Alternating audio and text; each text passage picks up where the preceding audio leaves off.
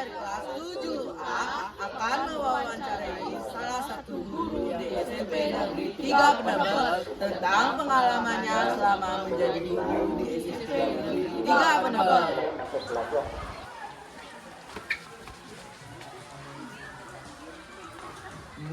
Bolehkah Bapak memperkenalkan diri terlebih dahulu? Jadi nama Bapak Imade Sumerto SPD yang NIP 1966 0512 1989 1006. Nah itu, alamat alamat dari Penebel ya, tahu Penebel? Dukuh tahu Dukuh yang jurusan jauh itu. Begitu masuk jembatan kan, awal kan desa pertama itulah Dukuh, ada Dukuh Kawan, ada Dukuh Kawinan. Kalau Bapak Dukuh Kawan, kita terpisah tuh ya. Nah itu alamatnya. Kemudian status yang udah punya anak dua ya, itu Eka ya, Ekanya tahu mengajar komputer itu. Sudah berapa tahun tepatnya Bapak menyediakan waktu di SMP Negeri 3 Penebel? Kalau yang sudah berjalan selama 36 tahun. Selama 36 tahun. Terus? Apakah boleh diceritakan Kak, seperti apa gambaran atau kondisi sekolah ini saat pertama kali Bapak bertugas dulu? Nah untuk pertama kali ini kan situasinya, nih situasi kelasnya cuma ada di selatan sama ini, yang di sebelah selatan lapangan itu belum ada waktu itu. Ya cuma dua kelas ini, dua tingkat ini aja, yang sebelah selatan 3 kelas, yang sebelah utara 3 kelas, sama labita, kantor, sama perpus, kantin itu aja. Ya awal, ya itu nggak ada lagi ujungnya. Nah lanjut. Ada hal yang menarik diperhatikan saya Pak, kenapa ruangan Bapak prosesnya dilakukan? Apakah ada sejarah atau kenyamanan tersendiri berkantor di sini? Ada alasannya gini, dulu kan Bapak di pengelola Labipa, ya di sini. Kadang udah kayaknya di sini, bangun dari lokasi lain di ruang guru, karena di sini sudah file-file Bapak banyak, tugas-tugas Bapak banyak. Ya makanya tetap di sini nanti. Tapi itu juga karena udah kadung di Labipa, udah pindah file banyak ya, itu kita tetap sini. Tapi itu juga bangun juga pindah lagi berpapunan, gitu. Makanya tetap sini. Kenyamanannya memang sudah, karena ruangannya harus sendiri karena tugas-tugasnya banyak gitu. Ya itu. Ya lanjut. Selama Bapak berada di Lapipa ini, apakah Bapak merasa lebih dekat dengan dunia sains setiap harinya? Ya itu kan udah pengaruh. Nanti kita kalau guru yang lain mampu menggunakan dari sini, kan itu Bapak nanti bisa kadang-kadang di sini mempergunakan infokusnya gitu supaya dekat gitu. Ya itu. Ya terus. Apa sebenarnya yang membuat Bapak tetap kuat dan setia mengabdi di sini? Ya itu kan memang udah karakternya dari seorang guru ya. Ya, samping itu juga guru seni di sini memang jarang ada, karena guru seni terbatas. Makanya dalam hal ini sampai tugas-tugas Bapak sebagai guru seni memberikan inovasi, dekorasi, kemudian tentang tatanan lingkungan, itu juga memang tanggung jawab di koordinator kebersihan itu. Ya itu tanggung jawabnya sampai mengajar. Ya silakan. Apa filosofi atau prinsip hidup Bapak yang Bapak pegang selama menjadi pendidik di sini? Nah, sini asalnya karakternya adalah berprestasi di bidang akademik dan non akademik, terutama di bidang seni itu ya filosofisnya. Ya silakan. Kalau saya boleh tahu, maka pelajaran apa saja yang Bapak asuh selama berkarir di SMP? Nah tadi bilang kan, saya IPA, komputer, bimbingan konseling. Ya itu yang diajarkan di kelas. Kalau yang di luar kelas kan nanti banyak. Sebagai pembina pramuka, sebagai pembina 10K, kemudian di siswa, itu namanya yang lain. Ya itu. Bapak kesan atau ketertarikan awal Bapak sampai akhirnya memilih mengajar Bapak pelajaran tersebut? Seni ya, untuk seni dulu itu kan memang udah mata Pak sendiri dari alam ya. Ya kemudian yang lain di BK memang udah karena guru BK-nya nggak ada, gitu apa direktur BK, kemudian IT memang udah kebetulan tugas bapak di bidang terkait dengan sekolah, kebanyakan di IT, istilahnya adalah kinerja guru, masalah supervisi, itu kan terkait dengan IT.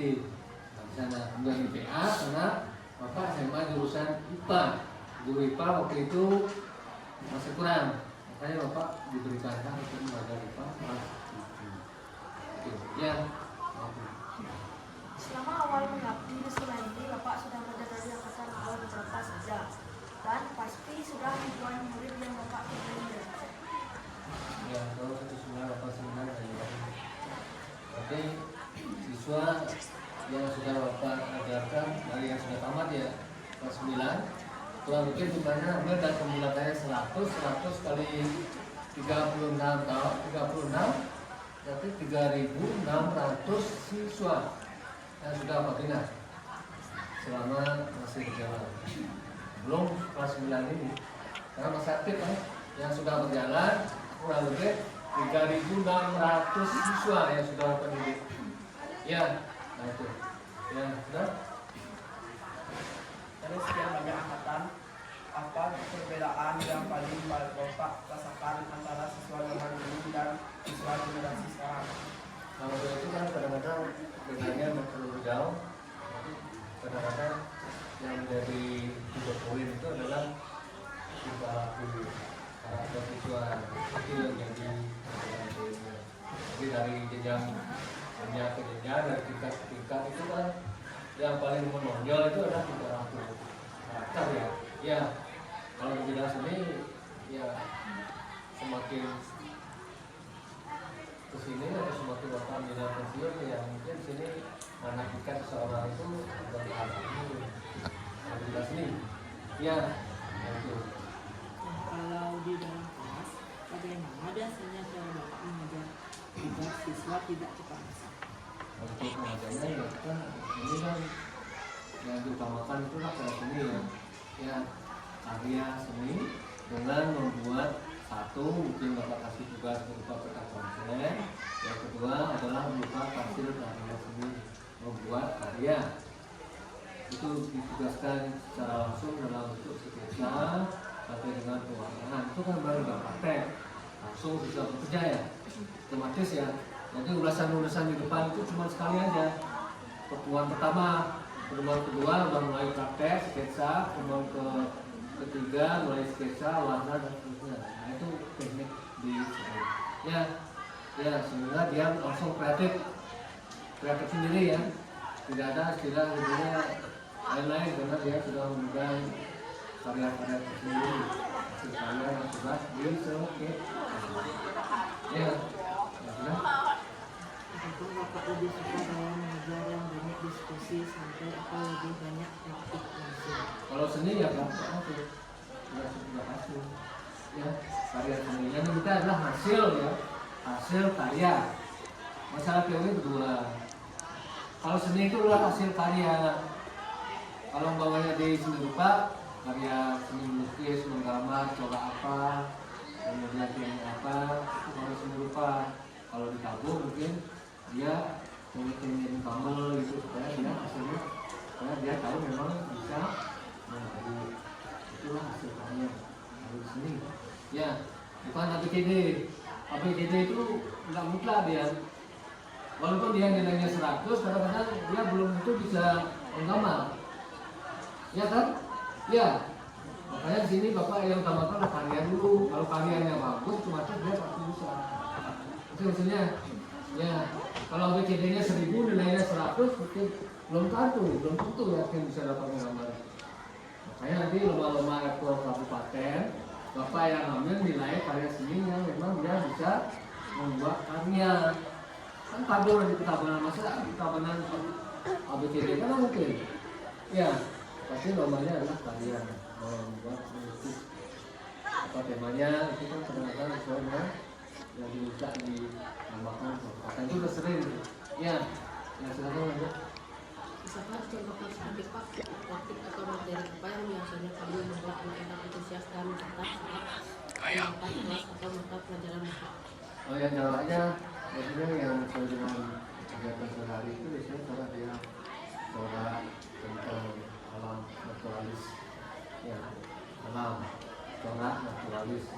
Ya, itu biasanya yang lebih gampang di menghadapi siswa. Kalau di kelas 8 berat coraknya adalah bagian ada flora yang ada fauna. Jadi flora itu terkait dengan tumbuhan, fauna itu terkait dengan binatang.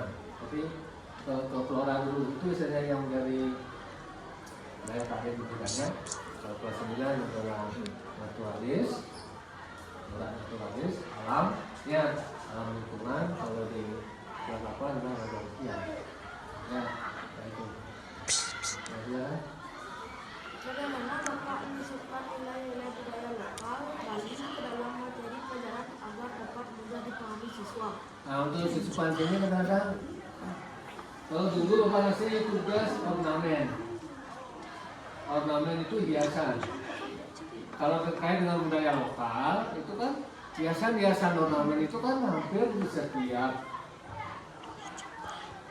lokasi. Kalau kamu kan masih Bali ya? Ada ornamen, ada kuda, ada ornamen, umul aja, ada. Berarti itu adalah penerapan budaya atau mengarah pada lokal yang dia kegiatan sehari-hari. Itu ornamen ya, hiasan, ukiran, ya hampir di setiap rumah kan. Kalau rumah sebalinya itu pasti ada ornamen, mulai dari atas dari dinding kan. Ya, kalau di kuda apa namanya di atas itu? Leader ya, leader. Di kuda, kalau yang di atas itu yang keliling itu, yang ada ornamen itu, hiasan itu di kuda kan, patung. Ya, penerapan lokal ya, patung kan ada di kuda, simbol-simbol itu, ya patung-patung dewa itu, ya, nah itu ya, itu.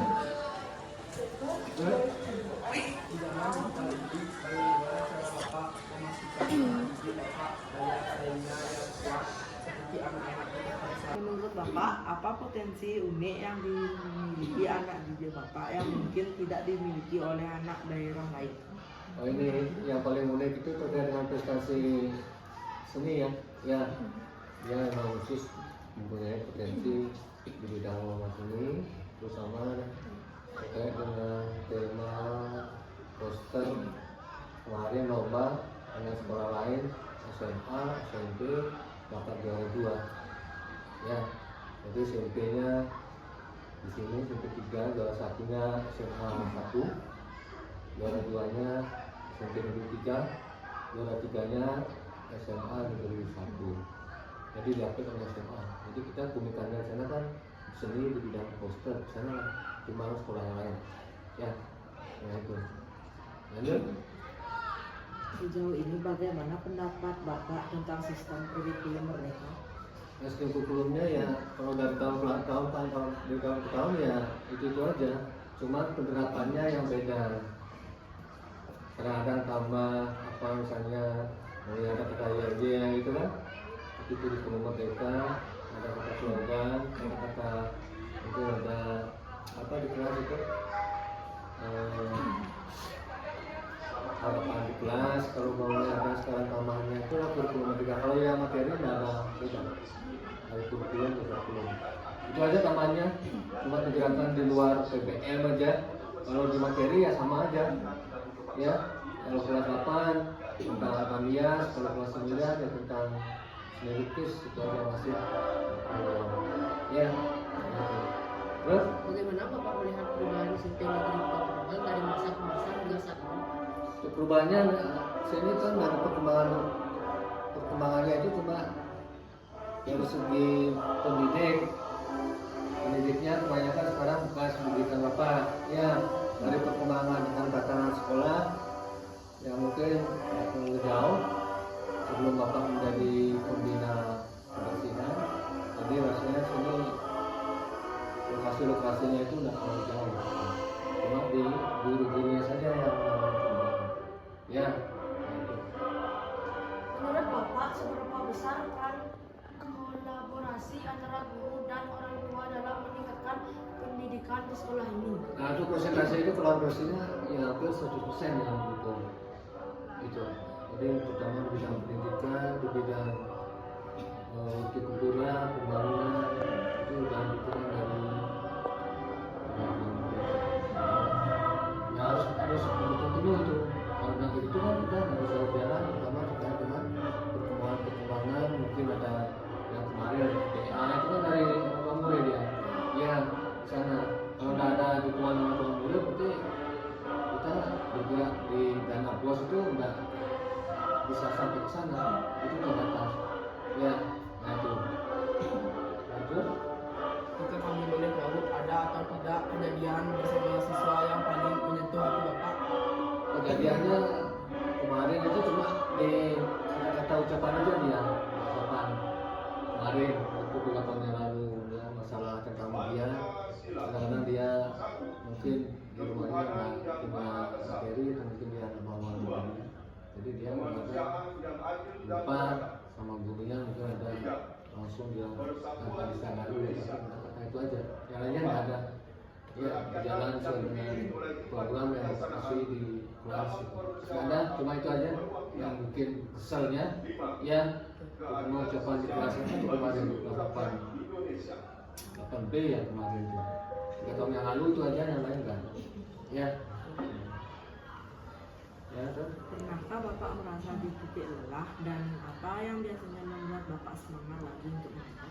untuk titik lainnya kalau kita mengajar ya mungkin ada rasa kebingungan karena udah lama ya ada titik jenuh. Kalau titik maksimalnya kan udah berlalu ya, karena udah lama jadi guru, karena titik jenuhnya ada sedikit, tapi kalau kewajiban sebagai guru kan tetap memberikan acuan ya, memberikan semangat, memberikan topan, terutama terkait dengan prestasi menuju ke bidang akademik. Tetap itu walaupun detik-detik pensiun, kadang-kadang ada aja jenuhnya, cuma udah lama karena kewajiban ya harus dilakukan. Kayak sekarang misalnya kan, jadi misalnya Bapak ngajar ya ngajar, berusaha ngajar dulu. Walaupun Bapak di sini ada 2 posisi ya. Sekarang Bapak ada 2 posisi. Satu kewajiban masih aktif mengajar, yang kedua Bapak posisinya ayah sekarang. Itu tambahan Bapak yang kedua. Makanya harus di sini kita harus bisa memilah ya, mana di sekolah, mana di ngatur ayah, di kurang ya. Ini harus bisa ngatur waktu karena Bapak masih aktif ya. Ya, jadi ini supaya berjalan di mengajar juga supaya berjalan, nggak terlalu bukan yang terlalu drastis gitu. Memang kalau penayang sekarang kan juga nggak berani ya. Kalau rezeki formal, tuntutan mengajar kan perlu murid diajarkan ya supaya tahu dia. Kalau nggak diajarkan, kadang-kadang dia kan materi yang Bapak sampaikan itu kan nggak ada. Apalagi Bapak ngajar seni rupa itu cuma sendiri, yang lainnya tabuh ya. Kalau anak Bapak dia IT gitu. Kalau seni rupa dia belum tentu pas juga, sampai itu pengalamannya juga bagus. Ya itu. Terus? Momen apa yang membuat Bapak sangat bangga atas keberhasilan seorang murid? Momennya ya jelas prestasi, dia dapat juara, dan sana rasa kebanggaan tersendiri bahwa anak asuh Bapak memang sudah berhasil Bapak bina ya, dan mendapatkan kejuaraan juara tingkat kabupaten maupun provinsi. Dan sana momen Bapak banggaannya, jadi mampu memberikan bimbingan yang nanti bisa berhasil dia mendapatkan kesuksesan kejuaraan ya. Dan sana momennya ya. Nah, ya. Bagaimana cara Bapak menempatkan diri? Kapan harus menjadi guru yang tegas dan kapan menjadi sosok orang tua bagi mereka? Nah, untuk guru tegas ya jelas di kelas harus mengikuti aturan apa yang Bapak minta, yang Bapak suruh ya harus dipenuhi, karena terkait dengan alat media seni budaya itu kan beda. Sana harus tegas dengan catatan real, data yang konkret, bukan omongan ya. Jadi data real, misalnya ngecek masalah media siapa yang bawa di tangga supaya dia terkait dengan itu ya, itu momennya supaya lebih jelas gitu ya. Nah itu terus Apakah cerita lebih sukses yang paling Bapak ingat dan sering Bapak berikan motivasi untuk siswa-siswa lainnya? yang paling itu cuma di sana aja, kayak tadi prestasi aja, prestasi sendiri itu yang paling lama itu, karena yang dapat kejuaraan sertifikat nasional ada pernah kemarin sampai sekarang masih yang namanya Sudodarmo itu di Senganan. Tahu? Ada di Senganan tuh? Ada? Ini ya rumahnya di pertigaan sebelah di sebelah selatan itu, di sebelah timur baratnya, di dalam puskesmas itu. Kan ada rumah, ya rumah dapur timur. Sana rumahnya itu momen yang paling ingat selama berjalan waktu lomba tingkat nasional dan lomba di PKP. Lomba PKP-nya dapat juara 3, kalau di tingkat akademinya dia juara nasional. Itu paling yang Bapak tidak bisa dilupakan itu karena udah mampu memberikan bimbingan yang berhasil. Ya, nah, terus Kalau kami boleh tahu kapan tepatnya Bapak akan memasuki masa purna bakti atau pensiun? ya pensiunnya kemarin sudah pensiunnya yang pasti itu tanggal 1 Juni 2026. Ya, udah purna bakti itu udah nggak lagi aktif. 1 Juni 2026. Ya, Bapak kan lahirnya Mei. Berarti 1 Juni itu udah purna bakti, nggak lagi aktif. Ya, sudah 60 tahun. Ya, kecuali nanti jabatan Bapak sebenarnya sekarang kan 4C. Sebenarnya akhir Desember kemarin 2025 itu sebenarnya kalau kenaikan pangkat otomatis keluar 4B-nya itu bisa tambahan lebih pensiunnya 5 tahun. Tapi terhalang masalah tes uji kompetensi dulu, informasinya nggak ada.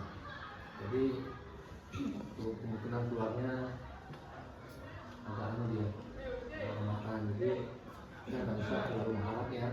Jadi biarin pensiunnya 60, kalau datang 4D-nya 65, tapi itu nggak terlalu mengharap, nggak jamin ya. Ya, tapi kita pakai patokan yang umur 60 aja per 1 Juni 2026. Ya. Setelah pensiun nanti, apa kesibukan yang ingin Bapak jalani? Nah, untuk kesibukan pensiun ya belum pas ya, mungkin nanti terkait dengan ngayah aja, ngayah secara aja. Kalau di sampingan depannya mungkin berkebun, berternak, kadang-kadang itu pun belum pasti karena Bapak terikat di ngayah. Kadang-kadang berkurang, ada pacaran, ada hati, ada jalan. Tapi Bapak kan dari nol sana. Ya, dari awal. Kalau kemarin bukannya hari Minggu, Bapak ngatur orang ayah, hias-hias. Ada orang maturan, Bapak juga ikut ayah, membantu, ngasih kita, ngasih video juga. Jadi Bapak kan udah bersih, udah mau winter ya. Jadi berhak naik turun kurang. Kalau belum winter nggak bisa. Nah di sana lah mungkin nanti setelah pensiun lebih banyak. Kalau yang lain cuma tambahan aja yang mungkin ya beternak atau apa, itu juga nggak pasti. Ya, nah itu yang penting lebih banyak ke ngayah itu aja. Ya, yang lain. Apa visi atau mimpi besar Bapak untuk kemajuan SMP Negeri 3 Penuban? Kalau kemajuannya ya jelas kita aja psikologikan lomba hasil-hasil baik itu akademik dan non-akademik, ya, keberhasilan dalam hal prestasi, baik itu di bidang mata pelajaran sains, baik itu di bidang pelajaran. Nah, semoga kedepannya nanti bisa lebih berhasil di banyak hal. Nah itu harapan besarnya. Ya, jadi sama dengan Bapak juga kemarin yang memberikan prestasi di lomba non-akademik. Tapi kalau bisa nanti kedepannya sampai non-akademik dan akademik, sains dan keterampilan, skill. Itu namanya non-akademik. Ya. Di sini ya, nah itu aja ke depannya. Terus Bagaimana Bapak ingin dikenang oleh rekan-rekan guru dan seluruh siswa setelah masa tugas Bapak nanti? nah untuk kenangan-kenangan ya sudah pasti ada. Jadi Bapak ini pensiun, kenangan-kenangan sekolah itu ada, nggak lepas. Ini terkait dengan dekorasi-dekorasi ya. Itu kan masih terpampang ya, masih termasuk status Bapak sendiri. Umpamanya membuat tulisan selamat datang, itu kan Bapak yang bikin. Itu kan masih ada kenangan Bapak sini walaupun juga pensiun ya. Kemudian teman-teman juga mungkin dari segi kenangan-kenangan apa itu hasil memang kemudian tulisan-tulisan slogan yang di tembok itu kan bikinnya bapak sendiri, walaupun kecil kan masih ada. Dan di sana lah kenangan masih melekat sini, bukan langsung punah ya. Ya, kenal ya taman-tamannya yang di depan, atau mungkin dekorasi-dekorasi yang di sini itu di depan kelas itu semuanya bikinan bapak itu. Jadi walaupun kecil masih ada kenangan, dan mungkin teman-teman bapak sendiri yang itu memang murid bapak masih juga kan masih ingat ya. Ya, karena dia masih waktu dikasih pelajaran kelas itu kan murid bapak ya. Pasti ada kenangan-kenangan mengingat bapak waktu dia masih belajar. Ya, ya sudah. Bagi Bapak, apa makna paling dalam dari sebuah pengabdian ini? Oh, pengabdian paling dalam ini cuma dari proses sampai mengajar dan mampu memberikan kesuksesan dalam bidang prestasi ini. Ya, sampai itu baik siswa maupun bapak sendiri. Jadi bapak sendiri juga ikut lomba kemarin, lomba lukis ya tingkat kabupaten, guru ya kemudian ya guru. Jadi bapak berhasil meraih juara 2 tingkat kabupaten, guru-guru SD, SMP, SMA kemarin. Rasanya 2023 atau 2023 ya itu berhasil dan sampai ke provinsi mendapat juara 3 ya. Jadi kita kalah sama Gianyar, yang juara 2-nya adalah Singaraja, juara 3-nya adalah Tabanan. Jadi bapak bisa Tabanannya mewakili dapat juara 3 tingkat provinsi dan sana yang bisa ya. Nah itu apalagi Apa pesan paling mendalam untuk seluruh siswa-siswi yang saat ini masih berjuang mengenai SMP Negeri 3 Brebes? Nah, pesan bapak yang jelas acuannya adalah ke bidang pendidikan, terutama peningkatan prestasi. Jadi dari tahun ke tahun yang jelas supaya ada peningkatan, terutama prestasi, perkembangan dari segi tata cara sopan santun, menghormati guru, atau mungkin di sana yang paling harapan besarnya itu ada supaya dia ada peningkatan kualifikasi di bidang prestasi. Itu intinya yang menjadi garis bawah ya, prestasi baik itu yang bapak katakan tadi berupa sains maupun prestasi yang berupa skill ya. Itu harapan besar itu supaya depannya walaupun nanti bapak udah pensiun tetap nanti kita bersatu dalam prestasi ya. Apa lagi? Jadi terima kasih Bapak atas waktunya. Jika ada perkataan yang menyinggung Bapak atau ada kesalahan kata. Ya sama-sama, jadi mudah-mudahan kita sama rayu ya.